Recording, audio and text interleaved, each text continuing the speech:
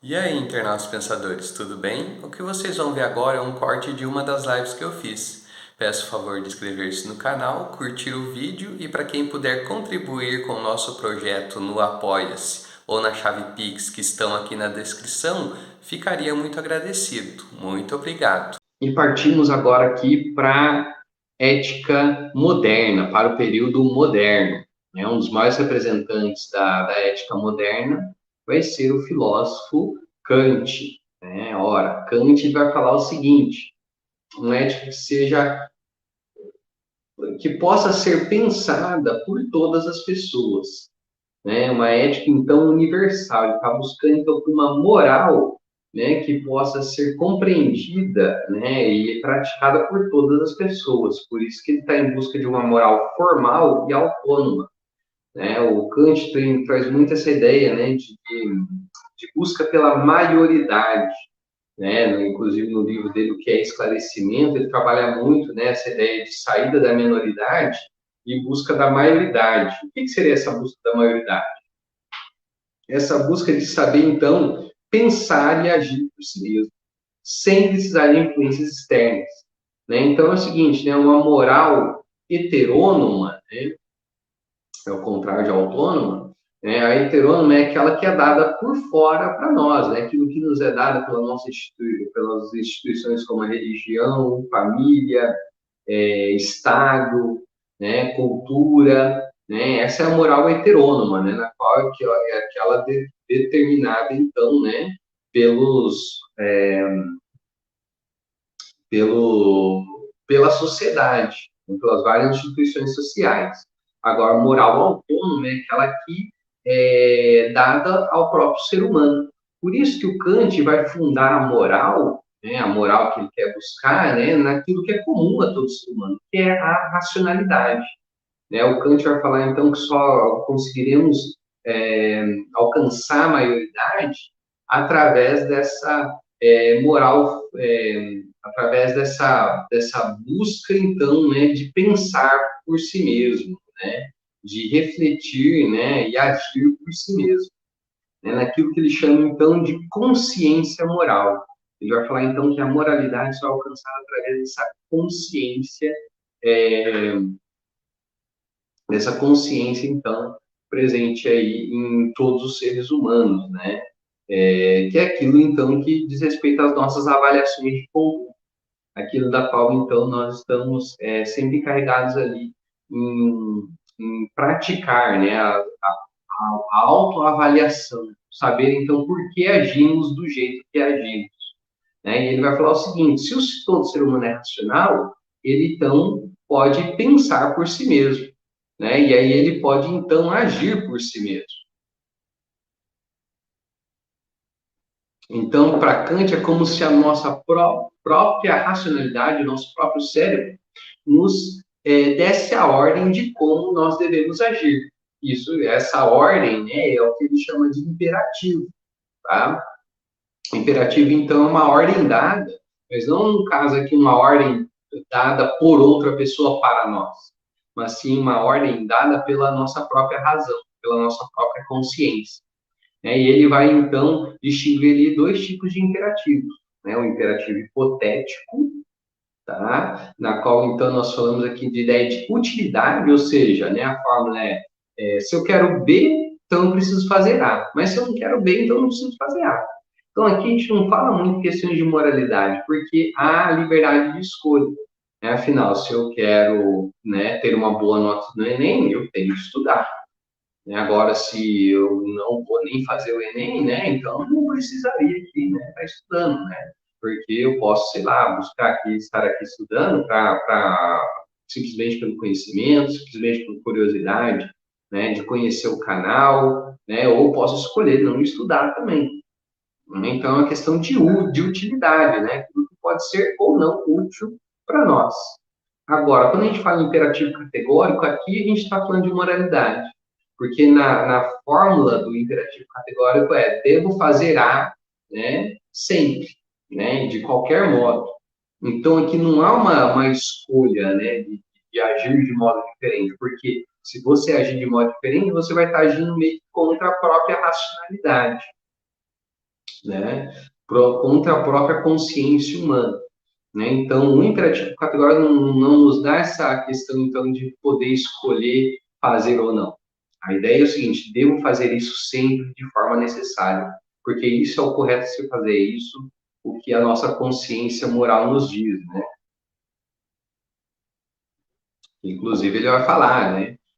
Duas coisas me enchem de orgulho e admiração: o céu estrelado sobre mim e a lei moral dentro de mim. Então, pergunta essa ideia de que a moralidade é dada pela consciência, né, do ser humano, que está dentro de cada indivíduo, né? Que desde que ele utilize a reflexão para alcançar esse fim. E aí ele vai dar, inclusive, duas máximas, né, para ilustrar bem esse imperativo categórico. Uma dessas máximas é: devo tratar ao ser humano como fim da minha ação e não simplesmente como meio para ela. Ou seja, muito essa ideia, então, de, de, de tratar o outro ser humano como um ser igual a mim, né? A ideia de dignidade humana. Né? Afinal, o outro não é nem melhor nem pior do que eu, né? Ele é um igual à minha própria pessoa. Então, devo tratar ele sempre como um fim da minha própria ação, e não simplesmente como meio. Eu falo simplesmente como meio porque, né, vira e mexe, nós nos utilizamos do outro ser humano como um meio para minha ação, né? Por exemplo, se você quer ir até algum lugar, mas você não tem automóvel, né? Você ou chama um táxi, um Uber, né? E você então vai utilizar essa outra pessoa como meio para alcançar, né? Para poder chegar até esse lugar X, né? Mas isso não faz com que você trate ela simplesmente como meio, né? Por exemplo, sendo grosseira para essa pessoa, não pagando essa pessoa, né? Porque a consciência moral vai trazer a ideia seguinte, né? Se ela está realizando esse serviço para mim, então eu trato ela, né, como um ser humano, né? Tal qual como ela é realmente, né? Assim como eu quero que o outro também me trate como um ser humano, né? E que com isso então, né, eu possa pagar justamente pelo serviço que estou cobrando dessa pessoa, né? Então isso é tratar a pessoa como um fim da minha ação, saber a dignidade, né? Saber que ela merece, né, ser bem tratada assim como eu também mereço, né, que me tratem bem, né? E outro imperativo categórico muito também ilustrado aí por Kant é a ideia de que devo agir como se a máxima da minha ação possa se tornar, né, uma lei universal. A ideia que, então, desse imperativo categórico é que a minha ação deve servir como um exemplo para as outras pessoas, né? Então, eu não devo praticar ações da qual eu não gostaria que fizessem comigo mesmo, né? Ou então ações na qual eu não gostaria que outros repetissem por ela. Né? E aí vem a ideia final, então, né, a minha ação sempre deve servir como um meio, né, para que outra pessoa, então, possa se inspirar nela. Né? A minha ação, então, deve servir como exemplo para o outro. E aqui temos, ó, mais uma questãozinha para analisar.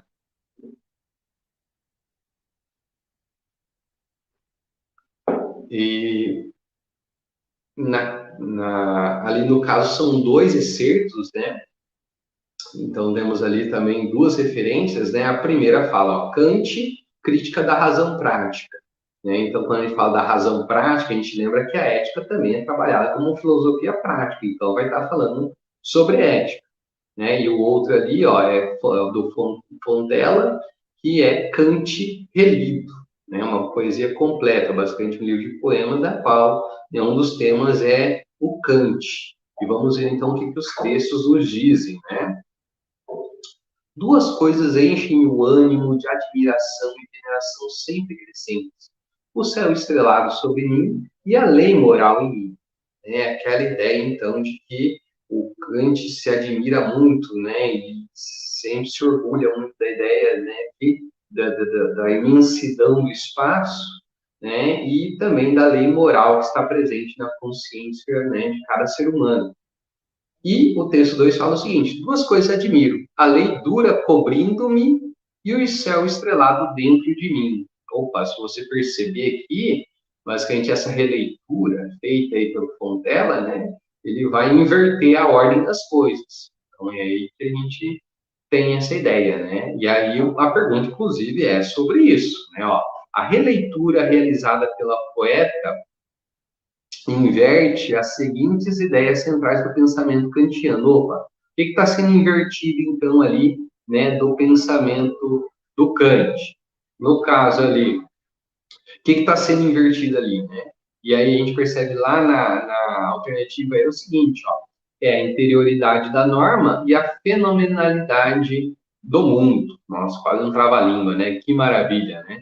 Ou seja, pro Kant, então, a norma é uma questão interna. A norma moral, né, a lei moral, é algo, então, que diz respeito à interioridade do ser humano, aquilo que está dentro de cada um de nós. Né? Enquanto que o céu estrelado diz respeito acerca do universo, né, dos fenômenos presentes no mundo. Né? Por isso que o céu estrelado sobre mim, né, diz respeito a essa fenomenalidade, né, presente no mundo todo.